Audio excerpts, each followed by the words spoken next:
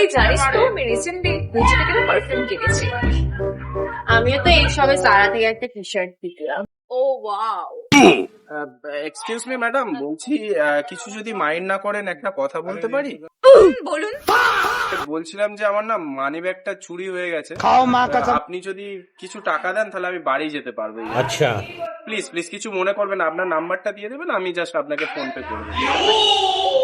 এসে গেছে ডিজিটাল বিকাশ। ঠিক বলেছিস। এই হ্যালো, তুমি কাজ করতে পারো না? এত বড় একটা ব্যাটা ছেলে আর টাকা চাইতে আসে। সত্যি আমরা তো কষ্ট করে কাজ করি আর এমনি চলে আসবে টাকা চাইতে, যে ওদেরকে টাকা দিতে হবে। এদের জ্বালায় না রাস্তা বার হতে পারে। فوز عندي خوش فصلة يا اخي تفوز تفوز والله خوش رقصة يا اخي دوز আমার পয়সা টয়সা লাগবে না তোমার কাছে, আমি চললাম। এই দাঁড়াও দাঁড়াও, আসো টাকাটা নিয়ে যাও।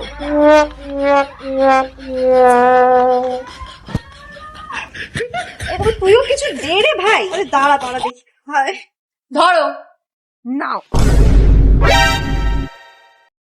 আয় আয় আয় 3 টাকার জন্য এত কথা? আপনাদের টাকা আপনাদের কাছে গুজিয়ে রাখুন।